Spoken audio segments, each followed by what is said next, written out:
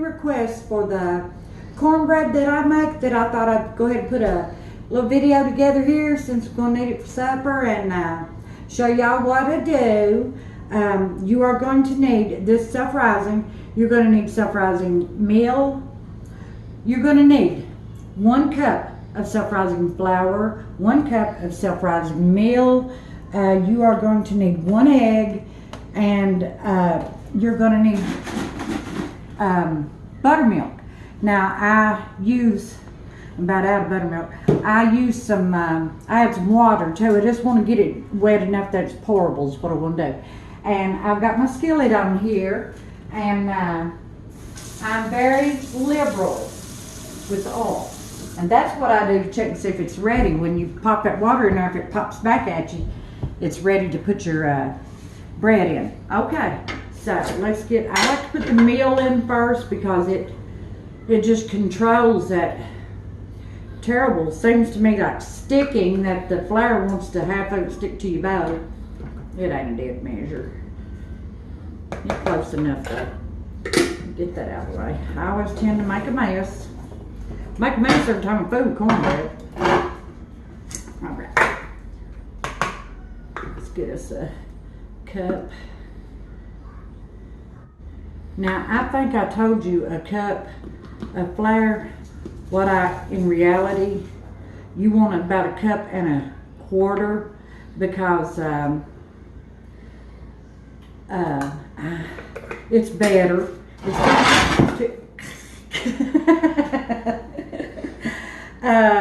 It's too much meal, and I'm not a meal lover, but it's too much meal for anybody. And I'm just getting it as wet as I want it to, you know, to get it in my skillet so I can get in the oven. Let me get my egg in there. All right.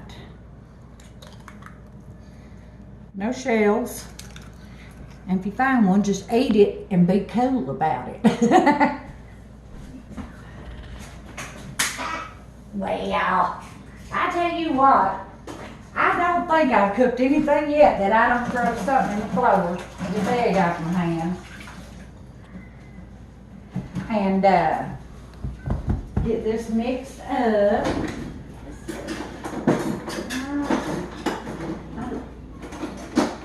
Big old spoon. I like spoons out better than anything with cornbread. Now, cake batter's a different ball game, but now I like a spoon with this.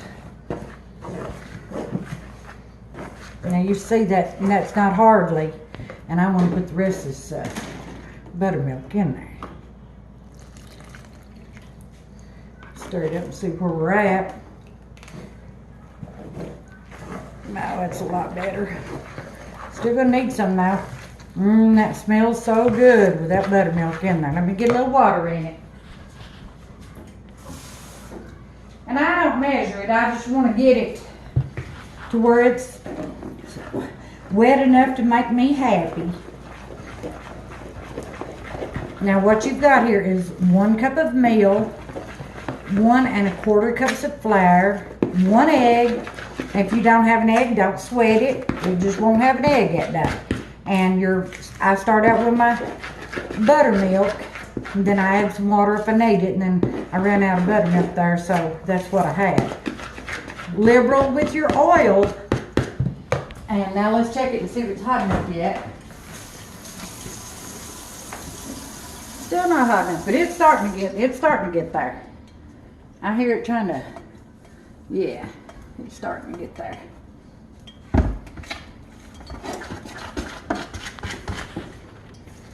And you want to bake it on 350 until it's pretty and golden brown on top. I never put mine on broil.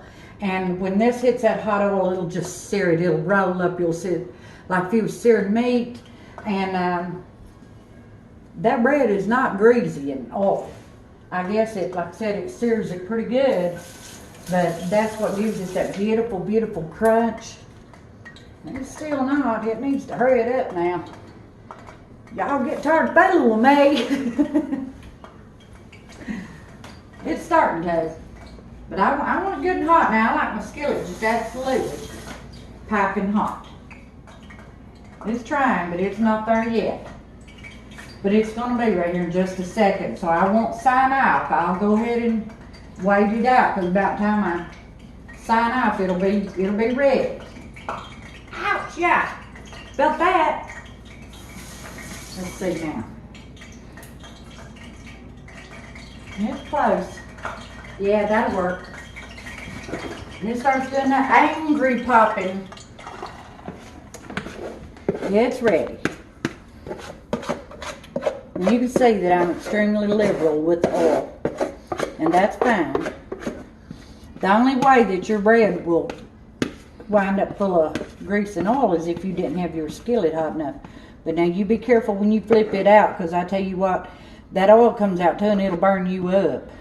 And see how that's rolling up like I was talking about? That's what you want. That means your skillet's hot enough. Now let's get this in the oven and we will come back when it's time to take it out. I don't have a time on it. Just bake it at 350 until it's golden brown. Then it'll be done. And it should be crispy and gorgeous and beautiful on the outside and just light and fluffy and delicious on the inside. Thanks, guys. Hey, girls and guys, this bread is done. It's golden brown. It's beautiful, beautiful pan of bread. And we're going to flip it out and show you what it looks like here. All right. Wow.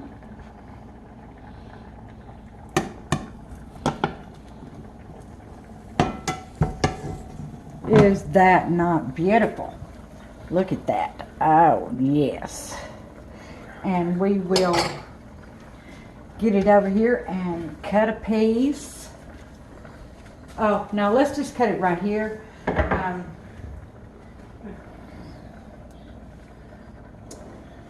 Okay. I've got a lot going on the stove here. I'm getting a knife. And I'll show it to you. And let me move this. I want you to hear this bread. Move that so it'll be quiet. It don't matter where it cuts out. You hear the crunchy? And like I said, it's beautiful and crunchy on the outside and fluffy and light on the inside. Whoop, come back here. It's hot too. Light on the inside. And it's just absolutely delicious.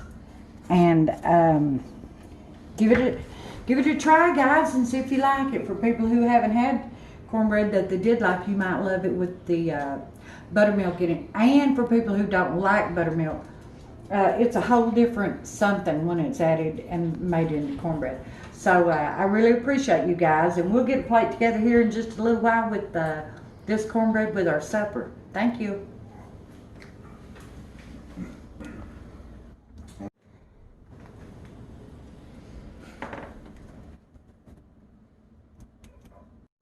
Okay, guys, we're getting ready to make us a plate. And here's that cornbread again. I just want to show I've got it cut a few times. It's so good. It's hot too. It's burning my fingers. Let me get a plate made and show you what we're working with here. Get out a little bit of dinner. There we go. Some corn. We eat a lot of corn. Everybody here absolutely loves corn. All right. And some of that beautiful, beautiful cornbread. Look at that.